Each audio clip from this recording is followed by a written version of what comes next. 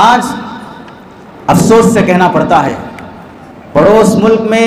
ایک بڑے عالم دین جن کے بیانات سے کتنی معاشرت درست ہوئی، جن کے بیانات سے کتنے نوجوان پکے مسلمان بنے، جن کے بیانات سے لوگوں نے بزنس کے، معاش کے، معیشت کے، نکاح کے، شادی بیاہ کی، اولاد کی تربیت کے مختلف عناوین پر کتنا ان سے سارے عالم میں دین پھیلا، ان کی زبان سے ایک دو جملے غلطی سے نکل گئے، گستاخی سے نہیں نکلے ہیں، غلطی ہر انسان سے ہوتی ہے، اس کے باوجود بھی اپنے کو عاشق رسول کا لیبل لگا کر مکار قسم کی قوم، پیٹ پالو قوم، جنہیں نہ گہرائی کا علم ہوتا ہے نہ اپنی کتابوں کا علم ہوتا ہے، جن کے نام پر ہری ہری پگڑیاں باندھ کر بیٹھتے ہیں، خود ان کے فتاوی رضویہ میں، خود ان کے اپنی کتابوں میں جہاں امی کا لفظ آیا ہے وہاں بے پڑھا لکھا ہوا ہے، وہاں پر ان پڑھ لکھا ہوا ہے، اپنی تفسیر کی کتابوں میں لکھا ہوا ہے، لیکن کبھی اپنے اس مسلک کے مصنف کو بینڈ نہیں کیا، اس کی کتاب نہیں جلائی، اس کی اولاد اور نسل سے معافی نامے نہیں منگوائے، ان کے سر تن سے جدا کرنے کی باتیں نہیں آئے، جبکہ خود کی کتابوں میں لکھا ہوا ہے۔ اور جب مسلکی اختلاف کی بات آئی، عام عوام کے مجمع میں بیٹھ کر ایسے ہی جیسے صفوان نے وہب بن عمیر کو اکسایا تھا، اس طرح کے مکے کے کافروں کی نسل سے ہونا دکھاتے ہوئے اپنے ہی علماء کو قتل کرنے پر اکسا دیا جاتا ہے۔ معافی نامے پہ معافی نامہ، گستاخی کسے کہتے ہیں وہ سمجھ میں نہیں آیا۔ اپنے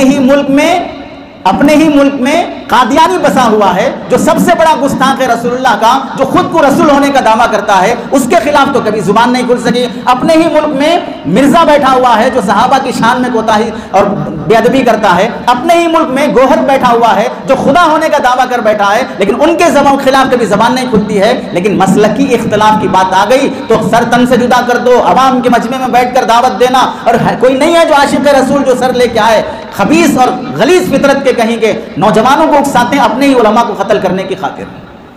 گستاخی کسے کہتے ہیں، غلطی کسے کہتے ہیں؟ ایسے موقع پر ان نوجوان یوٹیوبر علماء کی بھی ذمہ داری ہوتی ہے۔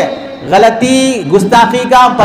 فرق بھی پتہ نہیں چلا، جیسے ہی ویڈیو آئی فوراً اس پر ویڈیو بنا دیا شہرت کی خاطر، اور جب معافی نامہ آ رہا ہے اور حقیقت معلوم ہو رہی کہ غلطی تھی، گستاخی نہیں تھی، تو پھر اب کوئی ویڈیو نہیں آ رہا ہے کہ نہیں یہ غلطی تھی، کوئی گستاخی نہیں تھی، ہم اس سے آپ کی حفاظت چاہتے ہیں، ہم آپ کی غلطی اور معافی تسلیم کرتے ہیں، طرفداری میں کوئی حمایت نہیں آئے گی، تو پھر سمجھ لیجئے اس قوم کو قتل کرنے کی خاطر کسی ہٹلر کی ضرورت نہیں ہے، اس قوم کو مارنے، موت کے گھاٹ اتارنے کی خاطر کسی چنگیز خان کی ضرورت نہیں ہے، کسی ہلاکو کی ضرورت نہیں ہے، کسی ظالم کی ضرورت نہیں ہے۔ یہ قوم خود اپنے آپ کو قتل کر دے گی اور اپنوں کے خون کی پیاسی بن کے مرے گی۔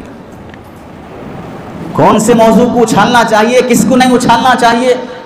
ایک شخص کی زندگی کی پوری قربانیاں دیکھو، اور چلیے مان بھی لیں بالفرض، ایک تو وہ گستاخی نہیں ہے، بالفرض مان بھی لیں کہ گستاخی ہے، پڑھ لیتے علامہ شامی نے کیا لکھا ہے، مفتی بن بیٹھے ہیں، جہاں اردو کی کتابوں میں غلط لکھا ہوا ہے کہ گستاخ رسول کی توبہ قبول نہیں کی جائے گی، کیسے لکھ دیا گیا وہ تو ان کی بات ہے، لیکن پڑھنے والے کو عقل اور تمیز بھی تو ہونا چاہیے۔ اسلام کی نظر میں سب سے بڑا جرم اگر ہے وہ ہے کفر۔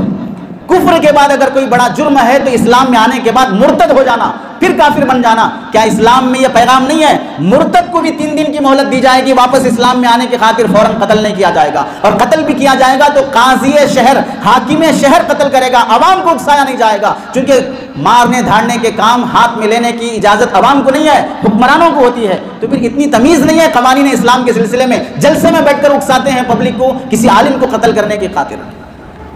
ظالم سے بدلہ نہیں لے سکا، اسرائیل کو آنکھ میں آنکھ ڈال کر اس کے ظلم کو بیان نہیں کر سکا، پھر امریکہ کی دہشت گردی بیان نہیں کر سکا، 1 سال سے ہونے والی عیاشیاں سعودی عرب میں وہ بیان نہیں کر سکا، اپنے ہی ملک کے ایک بڑے نیک عالم دین کی تمام قربانیوں کو بھلا کر، غلطی کو گستاخی کا نام دے کر اپنے ہی اپنوں کے خون کے پیاسے ہو گئے۔ سچ کہا جس نے بھی کہا،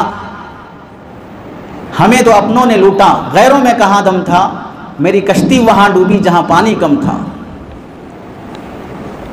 اور سنو نبی کریم صلی اللہ علیہ وسلم کی وہ صفت، کیا آپ کے زمانے میں آپ کی شان میں گستاخی کرنے والے لوگ نہیں تھے؟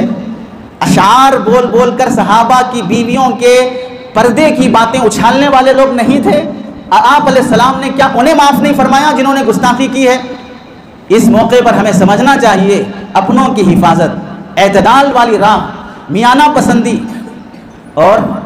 ہمارے ملک میں ہونے والے بنگال کے فسادات ٹی وی اینکر بیان نہیں کریں گے، دلی کا فساد زمینی لیول پر جانچ کر کے بیان نہیں کریں گے، سیدھے الزام مسلمان پہ لگا دیں گے۔ تمہیں کیا حجامت کی ضرورت پڑی پڑوس ملک کے مولانا کا ویڈیو اپنے ٹی وی پہ چلانے کی خاطر؟ ایک غلیظ قسم کا مسلمانوں کا دشمن ٹی وی چینل ان مولانا کے بیانات یہاں پر فسادی ہے، گستاخ ہے، فلاں، تم ہے مسلمان نہیں ہے، اور تم کیا سمجھو گے گستاخی کو؟ اور جو اس ملک میں نبی کی شان میں گستاخی کر بیٹھا ہے اس کی تو ویڈیو اپنے چینل پہ نہیں چلائے، اس کو تو اپنے